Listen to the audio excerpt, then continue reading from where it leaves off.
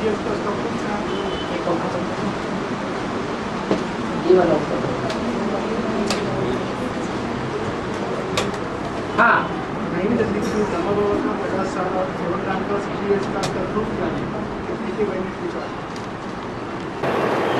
ब्रह्मा बाबा का 50 साल और सेवक का 60 इयर्स का आदि में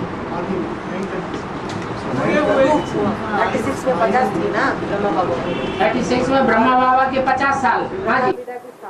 और प्रजापिता के वानप्रस्थ अवस्था। हाँ जी।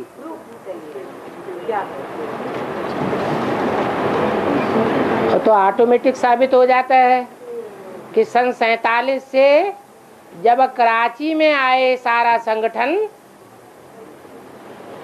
तो मुरली चलना शुरू हुई और मुरली ब्रह्मा के तन से चलाई जाती है या किसी दूसरे के तन से चलेगी? मुरली कहां से निकलती चली आई? कराची से। और कराची का संगठन 46-47 से शुरू हुआ। उससे पहले पीयू की वाणी प्रसिद्ध थी। ब्रह्मा के द्वारा वाणी नहीं चलती थी। वाणी में ऐसे प्रूफ आए हैं कि ऐसे ऐसे बच्चे थे जो मम्मा बाबा को डायरेक्शन देते थे, ड्रिल कराते थे, टीचर बन बैठते थे। उनमें शिव बाबा प्रवेश करते थे। इसका मतलब है कि ब्रह्मा सरस्वती में प्रवेश करके वाणी नहीं चलती थी कराची से पहले। तो साबित हो गया कि ब्रह्मा बाबा सन 47 में 60 साल के हुए और उनमें प्रवेश करके शिव बाबा ने वाणी चलाना शुरू किया। जो मुरली में बोला है, कराची से मुरली निकलती चली आई है। उससे पहले सारा कारोबार सिंध हैदराबाद में चलता था और सिंध हैदराबाद में ब्रह्मा बाबा को साक्षात्कार हुए थे। मुरली से ये साबित होता है कि ब्रह्मा बाबा को साक्षात्कारों का क्लैरिफिकेशन अपने गुरु से भी नहीं मिला, वाराणसी के विद्वानों से भी नहीं मिला। आखिरी भटकते भटकते अपनी गद्दी पर जा पहुंचे। अपने जीवन काल में उन्होंने जिस प्रैक्टिकल व्यक्ति को अपने से ज्यादा समझदार देखा, होशियार देखा, सच्चा देखा, वफादार देखा, उस व्यक्ति को अपनी दुकान सौंप दी। उसके लिए बोला है कि 10 साल से रहने वाला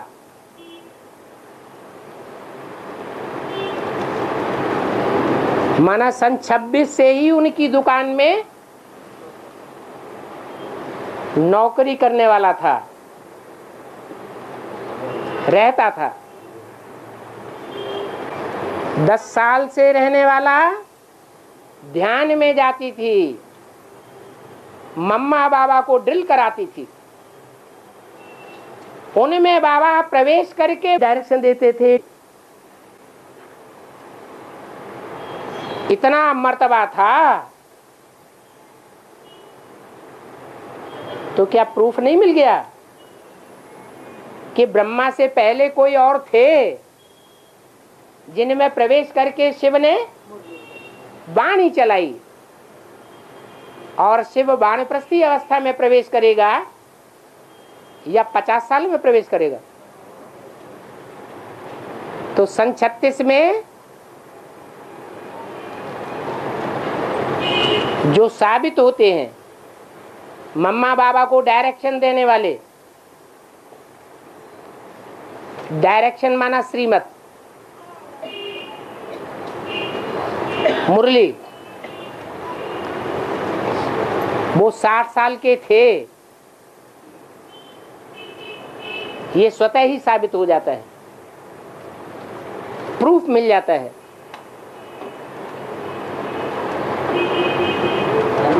और ज्ञानामृत में उसके प्रूफ मिलते हैं।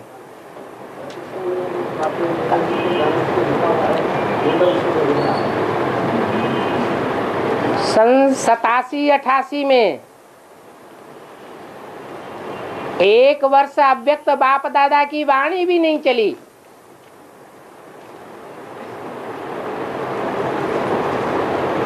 क्योंकि ब्रह्मा ने मृत्युलोक का त्याग कर दिया, दादा लेखराज ने, और अमरलोक में प्रवेश कर लिया। इसलिए वो 1 साल का अंतराल भी साबित करता है कि दादा लेखराज की 100 साल की जो ब्रह्मा की एज गाई हुई है वो सन 87-88 में पूरी हुई।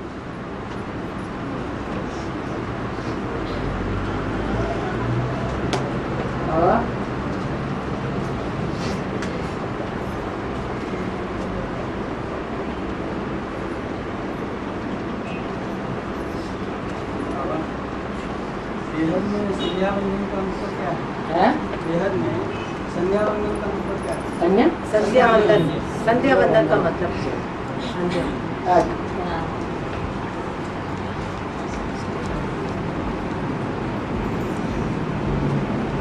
एक होता है अमृत वेले का पुरुषार्थ, प्रातः पूजा, वो श्रेष्ठ मानी जाती है। और एक होती है संध्या की पूजा।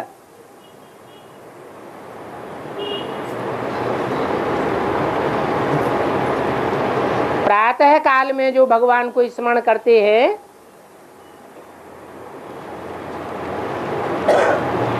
वो तो श्रेष्ठ है ही, लेकिन जो प्रातः काल में स्मरण नहीं कर पाए अथवा प्रातः काल में भी स्मृति करें और सायंकाल में भी स्मृति करें तो सायंकाल की पूजा संध्या वंदन कहा जाता है।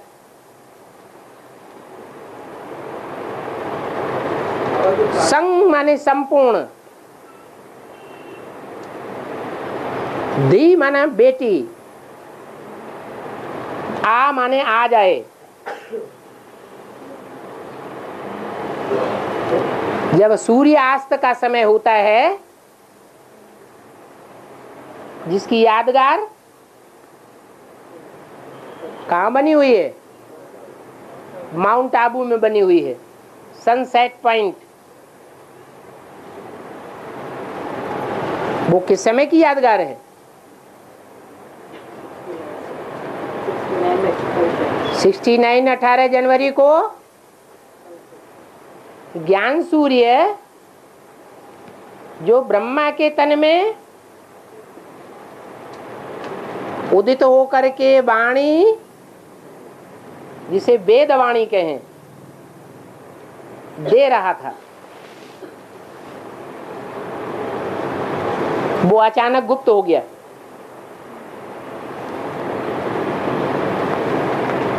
सूर्यास्त हो गया। जब सूर्य उस समय अस्त हुआ तो ब्राह्मण परिवार का कंट्रोल किसके हाथों में आ गया? बेटी के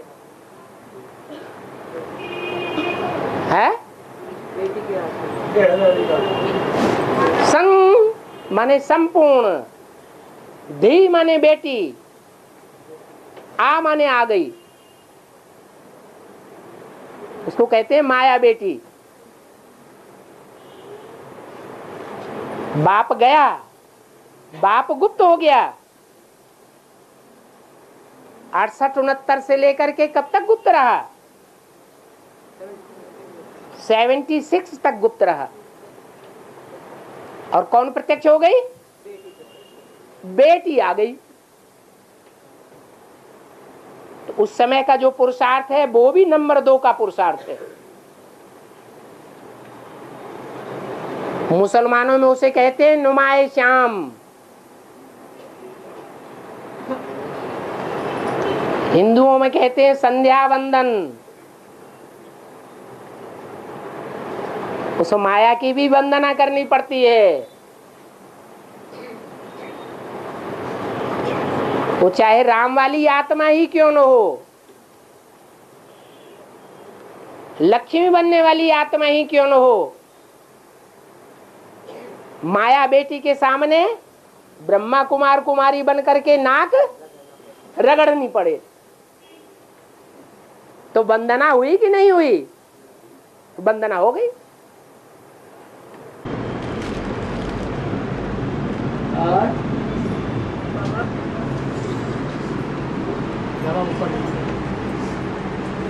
पटना रानी और अष्टदेव में दोनों एक है। पटना रानी, पटरानी, हाँ जी, दोनों एक है। पटरानी और अष्टदेव दोनों एक हैं। अष्टदेव तो देवता को कहा जाता है, अष्टदेवी शब्द नहीं है। क्या शब्द है? अष्टदेव। और वो अष्टदेव सारे संसार के हर धर्म के पूर्वज है, पूर्व में जन्म लेने वाले। ज माने जन्म लेने वाले, पूर्व माने पहले। उनसे पहले और किसी ने जन्म नहीं लिया। चाहे वो आत्मा के पार्ट का जन्म हो और चाहे वो ज्ञान में, ईश्वरीय ज्ञान में आने का जन्म हो, या भगवान का बच्चा बनने का जन्म हो। यज्ञ के आदि में भी वो आत्माएं पहले पहले बाप की बनती हैं, मध्य में भी वो एडवांस ज्ञान लेकर के तन से, मन से, धन से, समय, संपर्क और संबंधियों की 100% बाजी लगा करके बाप की बनती हैं। औरों का उतना पुरुषार्थ नहीं होगा तो कहेंगे बच्चा बाप का बना, माने जन्म लिया। और फिर अंत में सारे संसार के बीच जो हर धर्म के पूर्वज हैं, पहले पहले जन्म लेने वाले हैं, उनका पाठ सारे संसार के बीच प्रत्यक्ष हो जाता है। हिंदुओं में उनको 8 दिग्पाल कहा गया है। दिग माने दिशाएं, 4 दिशाएं हैं, पूरब, पश्चिम, उत्तर, दक्षिण, और 4 उनके कोने हैं, ईशान कोण वगैरह वगैरह। तो 8 दिशाओं के वो अष्टदेव संगम युग में मालिक बनते हैं। अकेला बाप थोड़े विश्व की बादशाही चलाता है।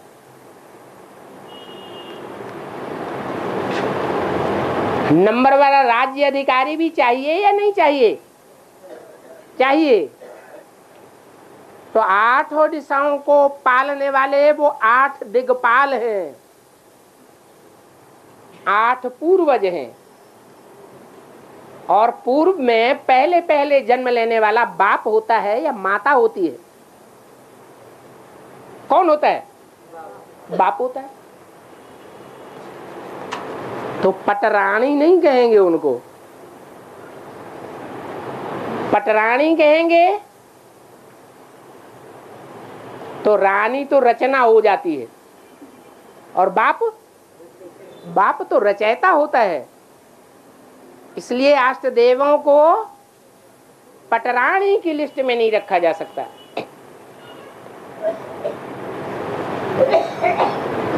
वो तो असल सूर्यवंशी हैं, सूर्यवंशी रुद्रमाला के मणके हैं।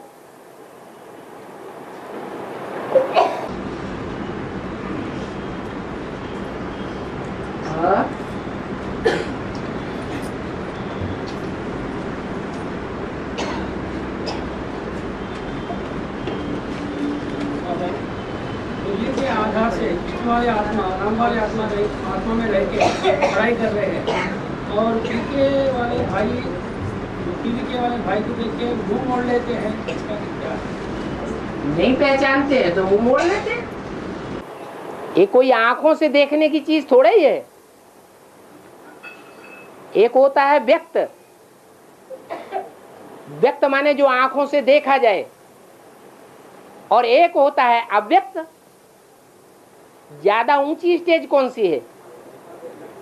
अव्यक्त ऊंची स्टेज है, फरिश्ताई स्टेज है। तो फरिश्तों तक जो पहुंच है वो फरिश्ताई स्टेज वाले बच्चों की होगी, या जिनकी बुद्धि दुनियादारी में धरी रहती है उनकी पहुंच हो जाएगी।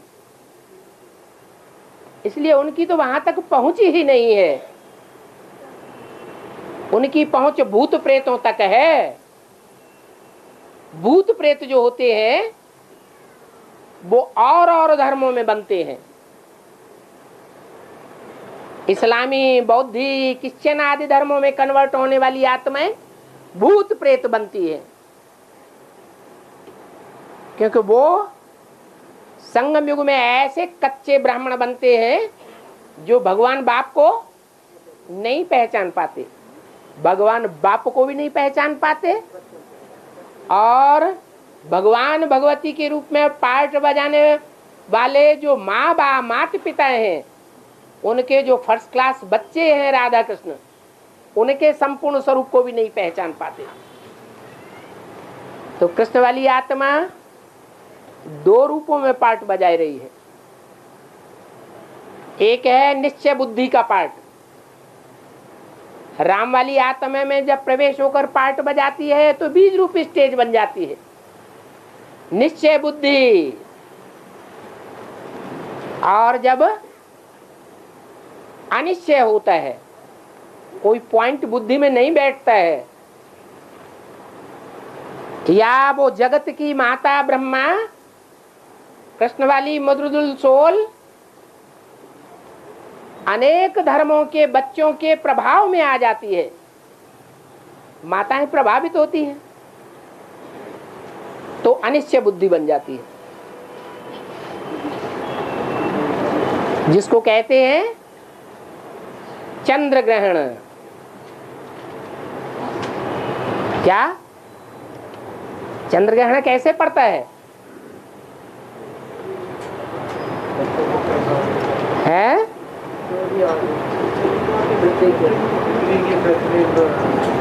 सूर्य के बीच में आ जाता है पृथ्वी।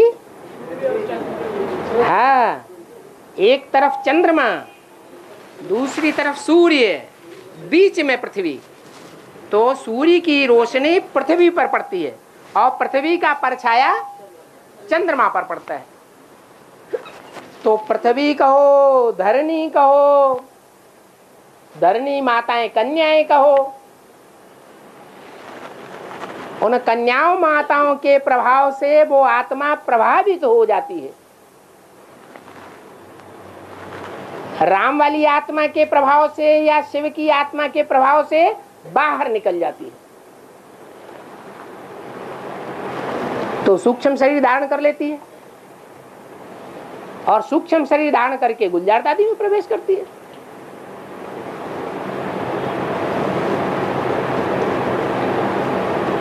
इसलिए वो सूक्ष्म शरीर की प्रवेशता वो उनको देखने में आती है।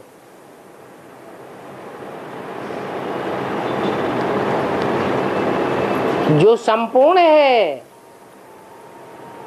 बाप दादा ज्योति बिंदु स्वरूप है, निराकारी निर्विकारी स्टेज वाला है, वो उनको देखने में नहीं आता है। तो जब देखने में ही नहीं आता है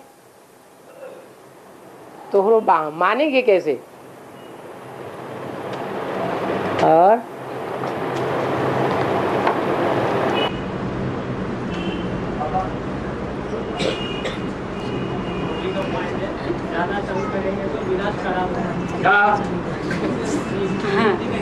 हाँ धर्म द्वारा स्थापना, शंकर द्वारा विनाश और विष्णु द्वारा पालना था। है विष्णु द्वारा पालना। हाँ जी करा दूंगा मतलब किसको निमित्त बनाया जा रहा है? है और तंग करेगा। तो विनाश कराए दूंगा, कराए दूंगा माने किसी के द्वारा, तो शक्तियां निमित्त बनती है। तो कल्याणकारी है, वो तो विनाश नहीं कराएगा। शिव कल्याणकारी है, वो ना स्थापना करता है प्रैक्टिकल में और ना विनाश करता, वो कुछ करता ही नहीं, वो तो अकर्ता है।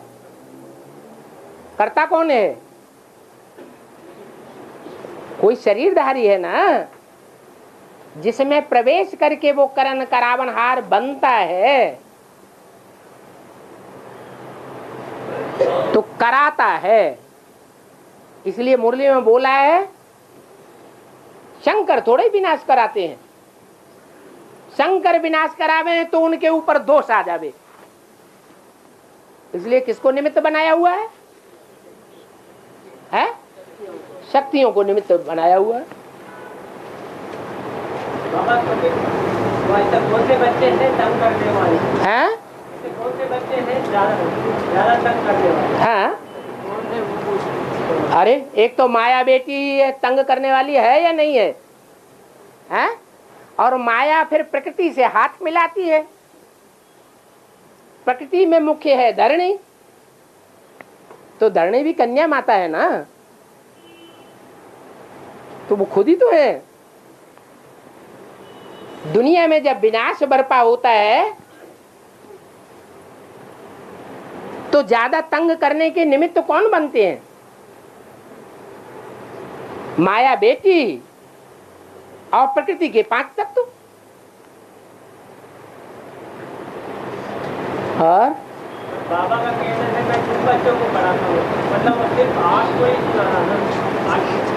अब कोई गिनती थोड़ा ही बता दी, तुम 8 बच्चों को पढ़ाता हूँ। समझा जा सकता है कि ऐसे कौन से बच्चे हैं जो पूरी पढ़ाई पढ़ते हैं। पूरी पढ़ाई पढ़ने के कारण उनके पूरे पूरे अंक आते हैं, धर्मराज की कोई भी सजा नहीं खाते हैं। उन्हीं को पढ़ाता हूँ।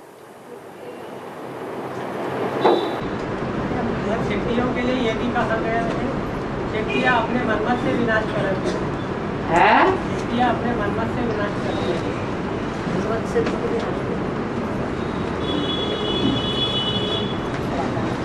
शक्तियों को प्रेरणा मिलती है। इसलिए भक्ति मार्ग में ये गायन है कि शंकर प्रेरणा करते हैं।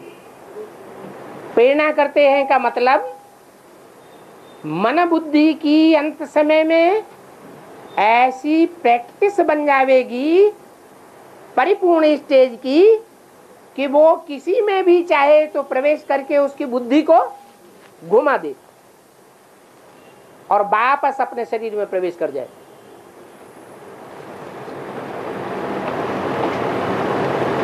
ये जो भूत प्रेत प्रवेश करते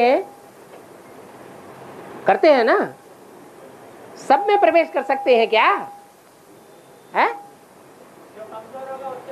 कमजोर में प्रवेश करेंगे।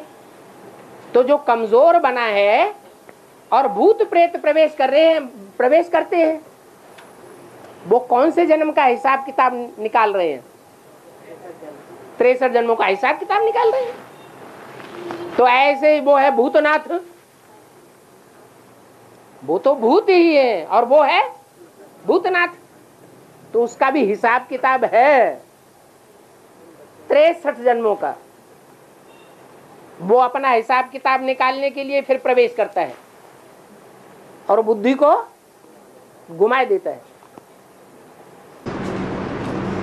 बाबा अभी बताया गया है ज्यादा तंग करने वाले माया और श्रुति बताए, तो फिर वो दोनों को ही तंग करने वाले वो दोनों कैसे विनाश करेंगे? वो तो स्टेज उनकी जो है वो पत्नी की है, मायापति भी कहा जाता है और प्रकृतिपति भी कहा जाता है। नहीं कहा जाता? कहा जाता है। तो माया और प्रकृति ये तो माँ की स्टेज पर बैठे हुए हैं।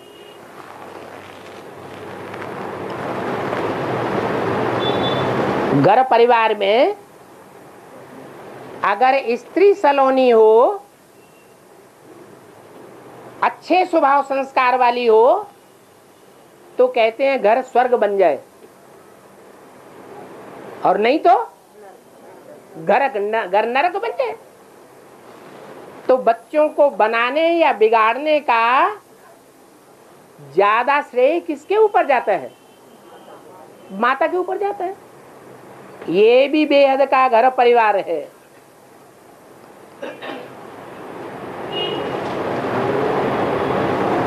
प्रकृति तो जड़त्वमयी बुद्धि वाली है ही, ज्ञान को उतना गहराई से नहीं समझ सकती। इसलिए रावण का जो पुतला बनाते हैं उसमें 5 सिर मंदोदरी के हैं, मंद उदर वाली। बुद्ध रूपी पेट इतना विकसित नहीं है जो भगवान बाप को पक्की रीत पहचान सके और आदि से अंत तक सहयोगी बन सके। सहयोगी तो बनती है, लेकिन फिर क्या होता है? अंत में धोखा दे देती है, पूरी पहचान न होने के कारण, जड़त्वमयी बुद्धि होने के कारण, और माया उसकी सहयोगी बन जाती है।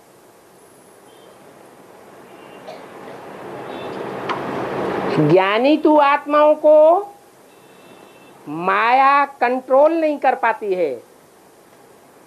कंट्रोल किसे करती है? जो कमजोर बुद्धि वाले होते हैं। आज भी मुरली में बताया, बुद्धि की सारी बलिहारी है।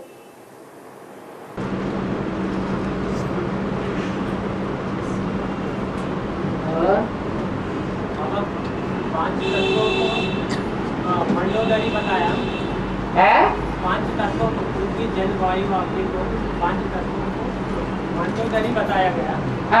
तो फिर आकाश है प्रजापिता कहा गया।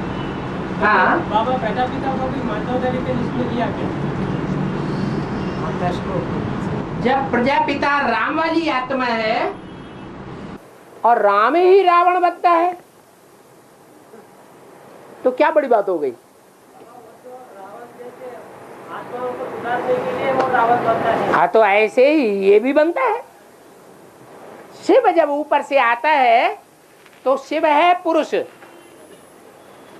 और जिसमें प्रवेश करता है पहली बार, वो पुरुष है या उसके लिए स्त्री है?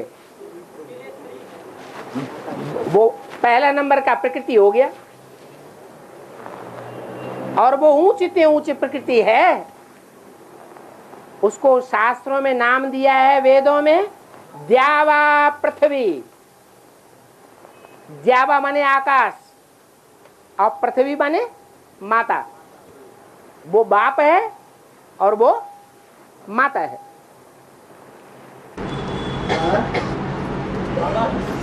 राम वाली व्यक्तित्व को ऐसे कौन से पॉइंट से पता चला वही नारायण?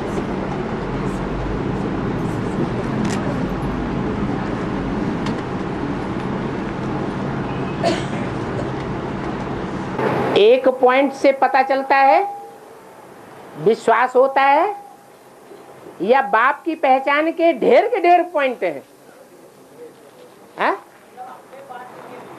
हाँ, बाप की पहचान का एक ही पॉइंट है या ढेर पॉइंट हैं? मुरली में आता है, ये बात बाप बैठे बच्चों को समझाते हैं। आता है ना? तो जहां ये शब्द आता है वहां उस बात की गहराई को पकड़ो, उसकी गहराई में जाओ कि ये बात समझाना किसने शुरू किया, वो पर्सनालिटी कौन है, तो बाप साबित हो जाएगा।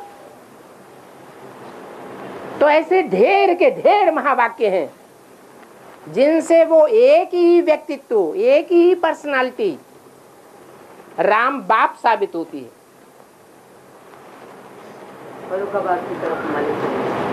ढेर के ढेर पॉइंट, एक पॉइंट की बात नहीं है। ऐसा भी कहा गया है, रोज क्लास करना है, कभी कोई ना कोई तीर लगी जाएगी, मतलब वो तीर लगने से नशा बढ़ जाती है। वैसा ही कोई पॉइंट टच हुआ होगा, उसी के कारण आपके पार्ट पता चला होगा।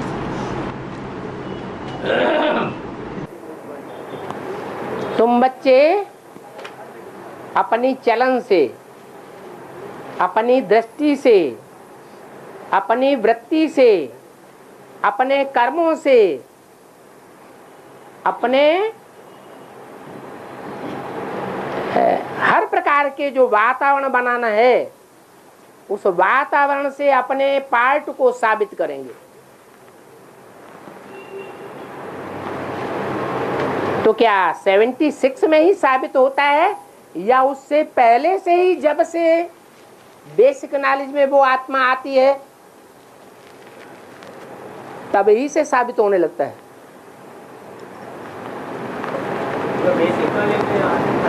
हाँ, जो और ब्राह्मण हैं वो मुरली के महावाक्यों को जैसे जैसे ब्रह्मा कुमार कुमारियों ने समझाया वैसे ही समझते हैं, और राम वाली आत्मा उस तरह से नहीं समझती। वो अपने तरीके से ही उस बात की गहराई को समझेगी। तो कोई एक टाइम नहीं है, एक पॉइंट नहीं है। और राम वाली को विजय वाला का हेडी संगे मेरी लक्ष्मी है, तो ऐसा कौन सा पॉइंट से पता है? ऐसे कौन से पॉइंट से पता चला है विजय वाला की हेडी संगे मेरी लक्ष्मी? हाँ, विजय माला नाम क्यों पड़ा? किस बात पर विजय है? विकारों पर विजय के कारण विजय माला नाम पड़ा। माला माने संगठन। 5 विकारों पर जन्म जन्मांतर की विजय पाने वाली कोई आत्मा है या नहीं है? कौन है?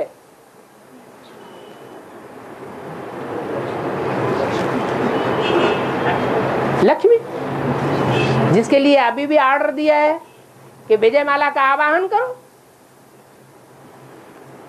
तो राम वाली आत्मा को ये जानना मुश्किल है क्या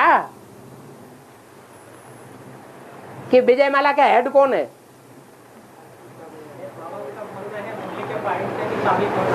हाँ जी, तो मुरली का पॉइंट है ना, जब पाकिस्तान बना तो तुम्हारा जन्म भी हुआ। पॉइंट नहीं है क्या? फिर और भक्ति मार्ग में सोमनाथ मंदिर जो है वो भक्ति मार्ग का फाउंडेशन डालने वाला पहला मंदिर है। सोमनाथ मंदिर ब्राह्मणों की दुनिया में भी कोई शूटिंग हुई होगी, उसके लिए बोला है सोमनाथ के साथ सोमनाथनी भी होगी। तो ब्राह्मणों की दुनिया में सोमनाथ कहाँ है वो क्लियर नहीं हो रहा है। फिर वहां सोमनाथ कौन है? जब कोई मंदिर बनाया जाता है तो पहले उसमें मूर्ति रखी होती है या पहले मंदिर बनता है बाद में मूर्ति की स्थापना की जाती है? क्या होता है? पहले मंदिर बनता है, मंदिर बनने के साथ साथ कहीं मूर्ति भी तैयार होती है दूसरी जगह। मूर्ति को लाते हैं और फिर मंदिर में स्थापन करते हैं। इतने से ही काम नहीं चलता, फिर भक्ति मार्ग में दिखाते हैं, उसमें प्राण प्रतिष्ठा करते हैं। माने मंदिर भी पहले से ही था, मूर्तियां भी पहले से ही थी, और वो मूर्तियां लाई जाती हैं और उनमें प्राण प्रतिष्ठा की गई। माने उनको अपना निश्चय होता है। किनको? मूर्तियों को। लक्ष्मी को ये पक्का निश्चय होता है मैं लक्ष्मी बनूंगी, और नारायण को ये निश्चय होता है कि मैं नारायण बनूंगा। अब वो ज्ञान के आधार पर निश्चय हो या साक्षात्कार के आधार पर, प्योरिटी के आधार पर निश्चय हो?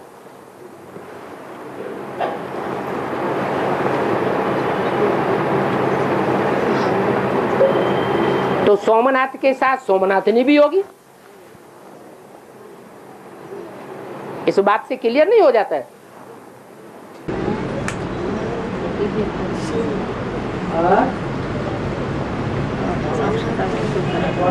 कहा गया है जैसे राम वाली आत्मा अपने पार्टी को अपने मुख से बोला अपने पार्टी को, जैसे राम वाली आत्मा अपने पार्टी को अपने मुख से बोला, वैसे ही तुम सब बच्चे बोलेंगे।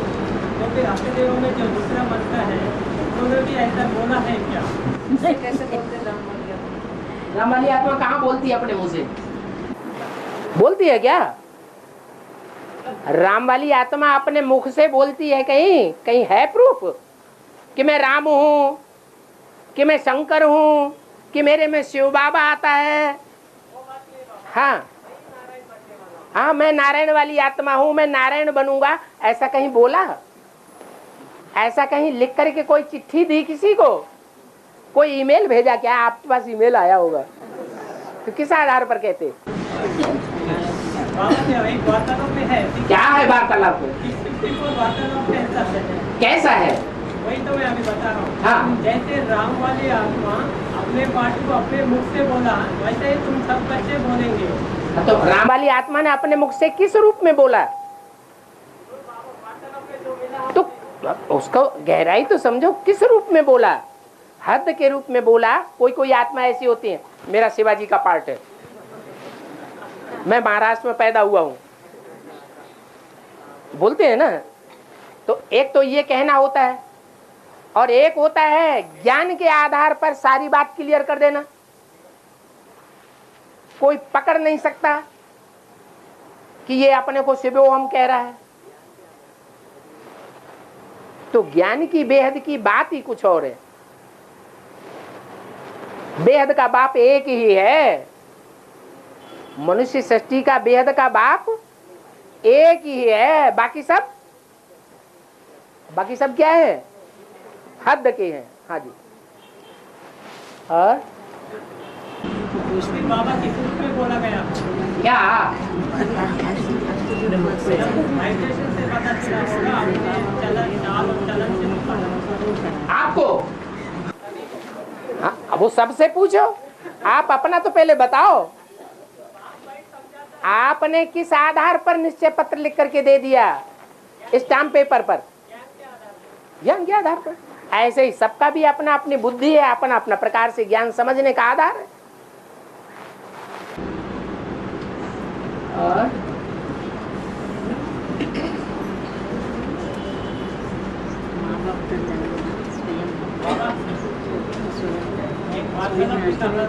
बच्चे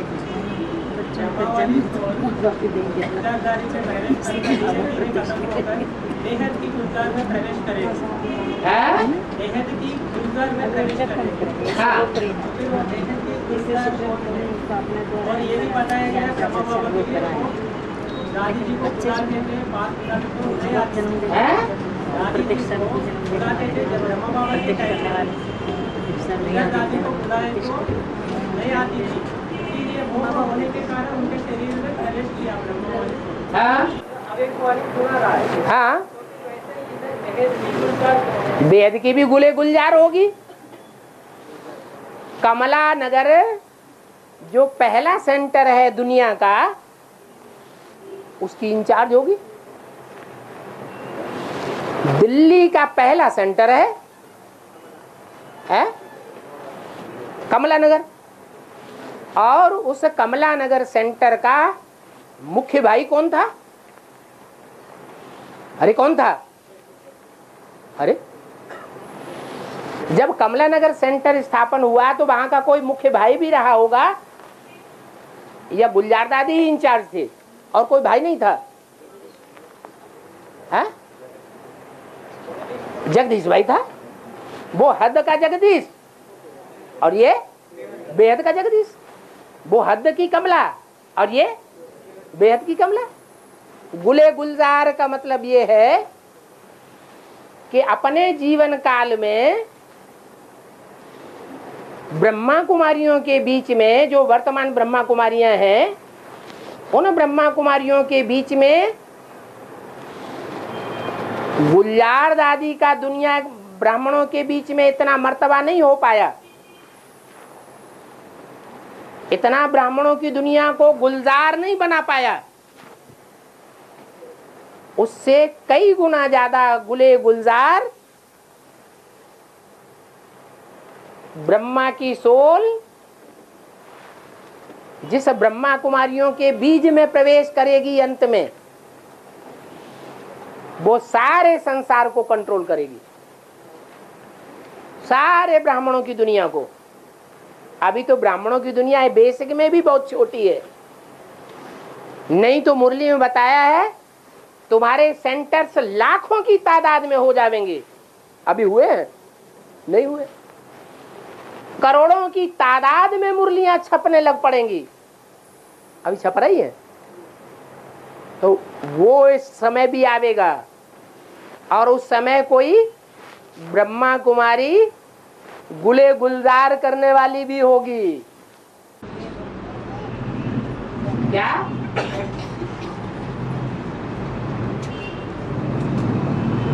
और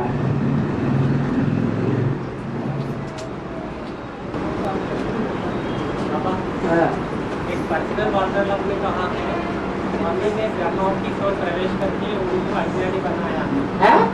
मम्मी ने ब्रह्मा की सोच प्रवेश करके अज्ञानी बनाया। अज्ञानी?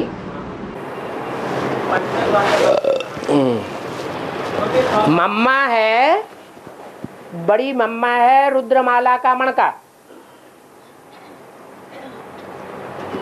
रुद्रमाला का मणका भले लास्ट नंबर का हो तो भी बुद्धिमान बाप, बुद्धिमानों की बुद्धि, जो बुद्धिमानों की बुद्धि बाप है उसकी संतान कही जाएगी। कही जाएगी या नहीं? कही जाएगी। और जो बाकी मालाएं हैं, चाहे वो इस्लामियों में घुमाई जाने वाली माला हो, चाहे वो बौद्धियों में घुमाई जाने वाली माला हो, चाहे चंद्रवंशियों में घुमाई जाने वाली विजय माला हो, वो सारी मालाएं रुद्रमाला के उस आखिरी मणके के मुकाबले कम बुद्धि वाली होंगी या ज्यादा बुद्धि वाली होंगी? क्योंकि डायरेक्ट बाप के बच्चे नहीं है। फिर मम्मा बाबा तो सतयुग में जाकर के जन्म लेने वाले हैं। तो ब्राह्मणों की दुनिया की जो माला बनती है उसमें पहला नंबर नहीं है किसी माला में, वो सतयुग में जाकर के पहले दूसरे पत्ते बनेंगे। तो इसलिए ब्रह्मा को मुरली में 20 जगह बोला है ब्रह्मा है बेबी बुद्धि, माने बच्चा बुद्धि है। और माँ का प्रभाव बच्चे के ऊपर पड़ता है। जब बच्चा बड़े बड़े काम करने लग पड़ता है, या बच्चे का प्रभाव माँ के ऊपर पड़ता है। बच्चा जब बड़ा हो जाता है, बड़े बड़े काम करता है, तो बच्चे का प्रभाव माँ के ऊपर पड़ता है या माँ का प्रभाव बच्चे के ऊपर पड़ता है?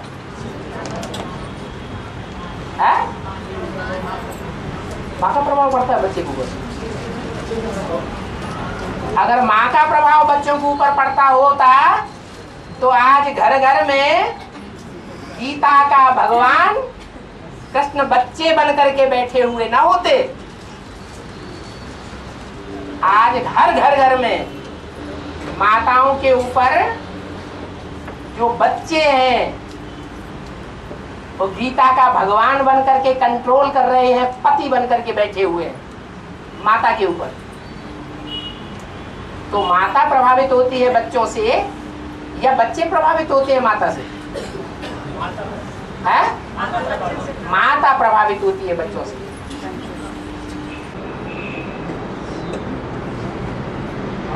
हाँ, ऐसे है तो फिर ब्रह्मा वाली सोल गुजरात जाति में प्रवेश करे तो उनमें उनका असर ऐसा नहीं हो रहा। इन्होंने तो और ज्यादा असर होता है, उनकी तो आत्मा ही गुम हो जाती है। बाबा ओनली ये नहीं कहा है, ऐसा कोई पॉइंट नहीं है मुरली की पॉइंट को कटती हुई बता रहे हो। हाँ तो फिर ये कैसे माना जाए उनका? हाँ बोलो बोलो बोलो बोलो, कहाँ रुक गए? अरे बाबा हाँ ब्रह्मा की वाली मतलब ब्रह्मा वाली सोल गुजरात जाति में से प्रवेश करती है तो हाँ ऐसा कोई भी पॉइंट क्रॉस करते हुए बता ही नहीं जाती है। तो फिर उसी प्रकार जगदम्बा प्रवेश किया तो उनका अज्ञानी कह दिया। हाँ। और जब गुजरात जाति में प्रवेश करे तो हाँ हो गई बात। दुनिया में एक तो आत्मा अपने पूर्व जन्म के संस्कार लाती है, जीवन में उन संस्कारों का भी प्रभाव होता है ना। और दूसरा, जिस परिवार में आत्मा जन्म लेती है उस परिवार के संस्कारों का भी प्रभाव रहता है बच्चे के ऊपर। दोनों प्रकार का प्रभाव होता है ना। तो गुलजार दादी बचपन से ही ब्राह्मणों के वातावरण में पली है। वो विजयमाला का परिवार है, खास करके जहां से विजयमाला निकलती है। कैसी माला? विकारों के ऊपर पहले से ही विजय पाने वाली माला। जन्म जन्मांतर उसने ऐसा पार्ट बजाया है उस माला ने कि विकारों के ऊपर विजय साबित होती है। और रुद्रमाला के मणके कहाँ पलते हैं? आश्रम के पवित्र वातावरण में पलते हैं या घरगृहस्थ की कीचड़ में पलते हैं? कहाँ पलते हैं?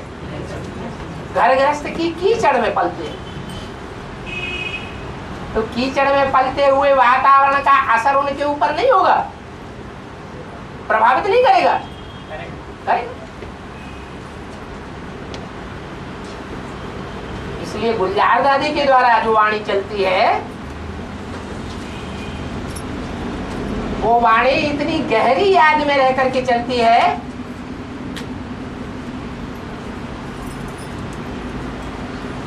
कि जैसे द्वापर के आदि में कवि होते थे, वो भाव विभोर होकर के कविता करते थे तो उनकी कविता में सच्चाई भर जाती थी। ऐसे ही गुलजार दादी में जो वाणी चलती है याद की स्टेज में रह करके, वो ब्रह्मा की वाणी ईश्वरीय याद पक्की होने के कारण मुरली से पूरी पूरी टैली होती है।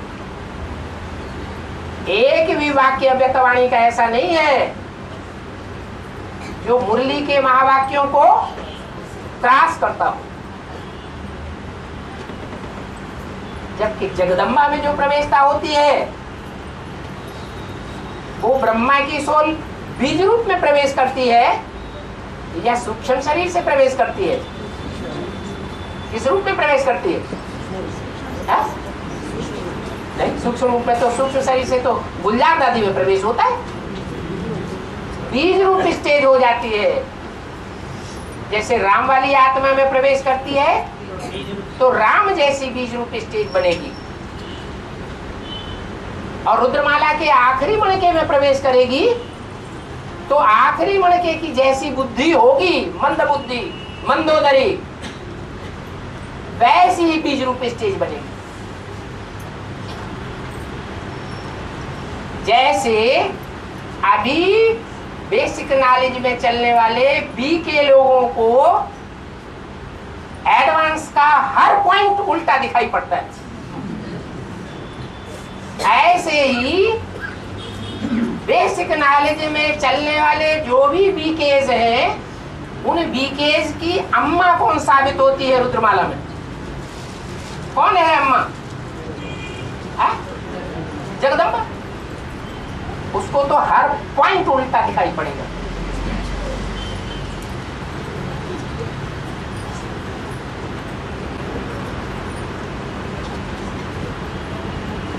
बाबा राम बाप की तो पढ़ाई पूरी हो गई, हाँ। उनके संस्थान में बीज रूपी स्टेज में प्रवेश करता है। तो फिर जगदम्बा का तो अभी तक पढ़ाई पूरी नहीं हुई है ना, ठीक है। तो फिर उनके शरीर में बीज रूपी स्थिति में कैसे प्रवेश? अरे रुद्रमाला ज्यादा पावरफुल है या विजयमाला ज्यादा पावरफुल है आत्मिक स्टेज के आधार पर? रुद्रमाला ज्यादा पावरफुल है। तो जो रुद्रमाला ज्यादा पावरफुल है उसमें नंबरवार मणके हैं या एक जैसे मणके? नंबरवार। तो राम वाली आत्मा की जो बीज रूप स्टेज बनेगी वो आखिरी मणके की वही बीज रूप स्टेज बनेगी। अंतर पड़ेगा कि नहीं पड़ेगा? बहुत अंतर, जमीन आसमान का अंतर। वो है धरणी और वो है आकाश, वो है द्यावा और वो है पृथ्वी। उसको कहते हैं रात दिन का अंतर, जमीन आसमान का अंतर।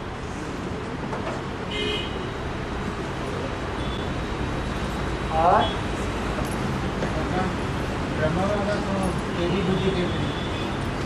कौन कहते हैं?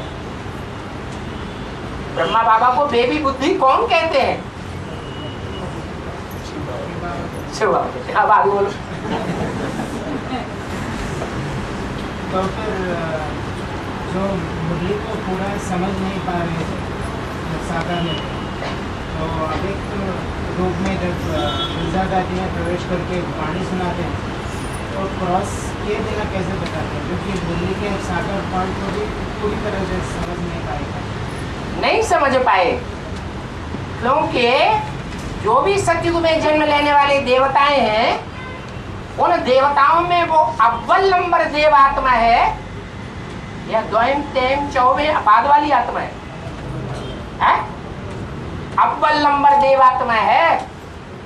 जो अव्वल नंबर देव आत्मा होगी वो वाणी चलाएगी तो दिव्य गुणों की वाणी उसमें ज्यादा होगी या ज्ञान की वाणी ज्यादा होगी? इसलिए अव्यक्त वाणी सारी की सारी दिव्य गुणों से भरपूर है और दिव्य गुणों के बारे में जो भी ज्ञान है ईश्वर का सुनाया हुआ उससे पूरी टैली होती है। एडवांस का क्लैरिफिकेशन क्यों नहीं रहेगा? चाहे पद्य हो, चाहे गद्य हो, चाहे प्रोज हो, चाहे पोइट्री हो, टीचर तो दोनों की ही व्याख्या करता है, दोनों को ही क्लैरिफाई करता है।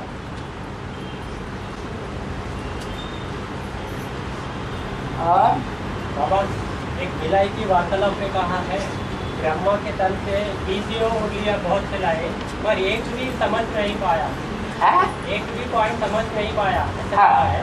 हाँ। तो फिर वो एक भी पॉइंट नहीं समझ नहीं पाया तो धारणा कैसे किया और उनको धारणाओं का कहाँ धारणा किया? धारणा किया होता तो हार्ट फेल क्यों होता? तो फिर बाबा धारणाओं का इसका जवाब दो पहले एक बात का। अगर धारणा की होती पक्की पक्की ईश्वरीय ज्ञान की वाणियों की तो हार्ट फेल हो सकता है? नहीं हो सकता। नहीं हो सकता। तो फिर बाबा मुरलियों में ज्ञान का जो भी भंडार है उस भंडार का सार है बाप की पहचान। क्या सार है? बाप की पहचान। बाप की पहचान। तो बाप की पहचान ब्रह्मा की सोल को कितनी हुई? अभी तक नहीं। तो फिर सारा चौपट हो गया। तो फिर बाबा गीता आधार से उनको धारणाओं का राजा धर्मराज परिवर्तन वो जब ज्ञान ले लेगा तब, मतलब अभी नहीं कहेंगे। जब गीता का भगवान पहचान लेगा तब। अभी नहीं कहेंगे। अभी धर्मराज बन गया, धर्मराज का लक़ब मिल गया। तो फिर उनको राइट हैंड धर्मराज मेरा राइट हैंड भी बोल रहा है। हाँ, धर्मराज मेरा राइट हैंड है, सलोना बच्चा है। तुम थोड़ा ही सलोना बच्चा है, वही तुम तिया पैचा लगाते हो, वो तिया पैचा नहीं लगाता है, भले नहीं समझता है। कोई बच्चे ऐसे इनोसेंट होते हैं बुद्धि से, और तिकड़म नहीं लगाते हैं, और कोई बच्चे तिकड़म बहुत लगाते हैं। इनोसेंट बुद्धि नहीं है।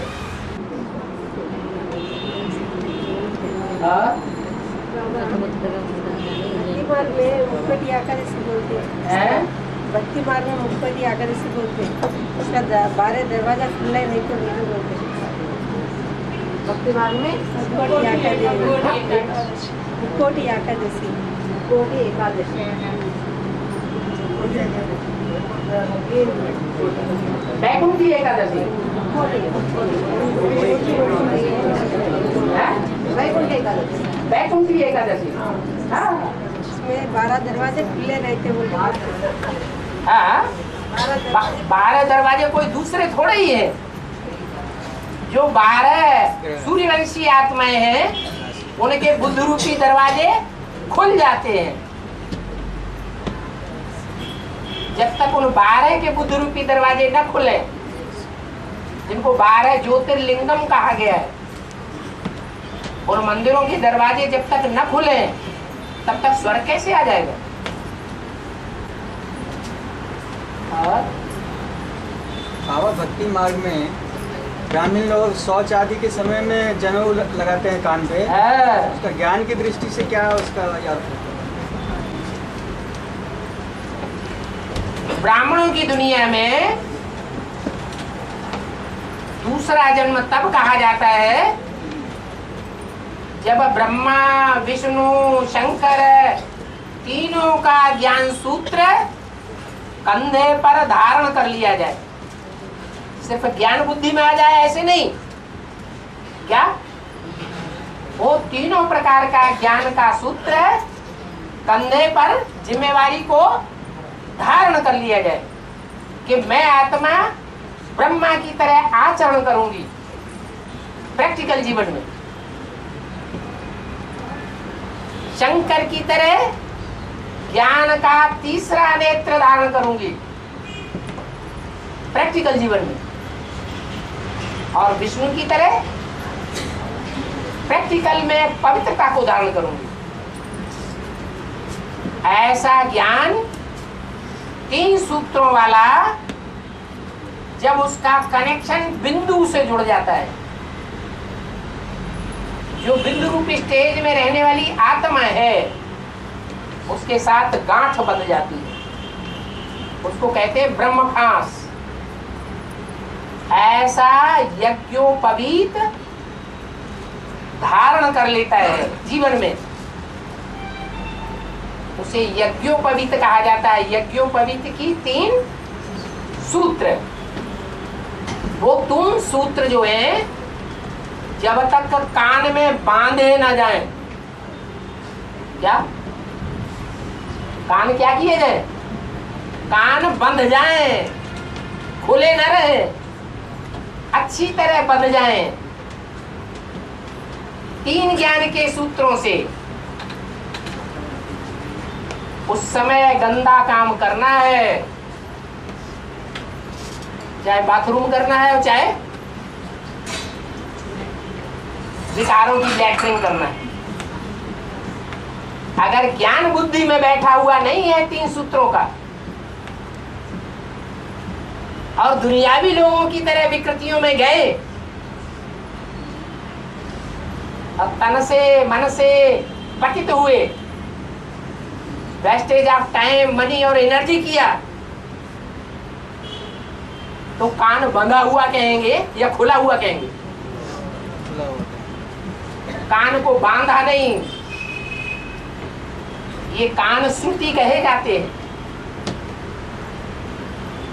ज्ञान को जब तक अच्छी तरह सुनेंगे नहीं, धारण नहीं करेंगे, या धारण करके एक कान से सुन करके दूसरे कान से निकल गया तो भी ब्राह्मण नहीं। इसलिए जब कोई गंदा कार्य करते हैं तो कान के ऊपर वो 3 सूत्रों को बांध लेते हैं। मुक्ति मार्ग में सब स्थूल रूप में किया जाता है और ज्ञान मार्ग में सारी बातें सूक्ष्म रूप में बेहद का अर्थ देने वाली है। बाबा आरती में पैसा क्यों डालते हैं? आरती में पैसा क्यों डालते हैं? आरती कहते हैं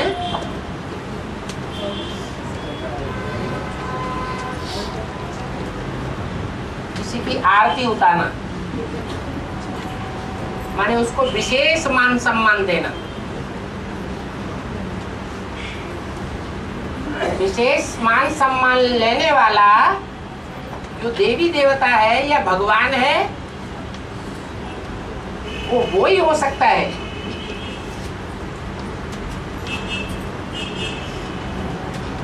जो आए मैदान में और रति शरीर के द्वारा, कर्मेंद्रियों के द्वारा जो भी कर्म करे, उन कर्मों से आनंद ही मिले,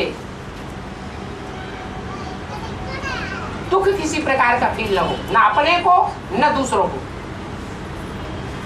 उसकी आरती उतारी जाती है भक्ति मार्ग।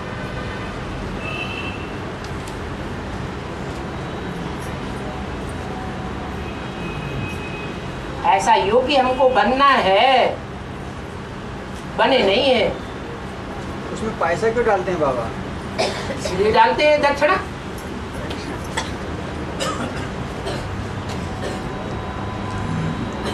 जो इस योग्य बना होगा उसको बिना मांगे मिलेगा, या इस योग्य बना ही नहीं होगा उसको बिना मांगे मिलेगा? किसको मिलेगा? जो उस योग बने हैं। जो ऐसी आरती योग के प्रैक्टिकल जीवन में बना होगा उसको किसी से मांगने की दरकार नहीं पड़ेगी। स्वतः ही धन संपत्ति सारा गिरता रहेगा। वो है स्थूल धन जो स्थूल आरती में डालते हैं, और यहाँ ज्ञान टपकता रहता है बुद्धि में। क्या? जो जितना ही पवित्र जीवन धारण करेगा उतना ही ज्ञान बुद्धि में स्वतः ही टपकता रहेगा। बाप से मांगने की दरकार नहीं पड़ेगी।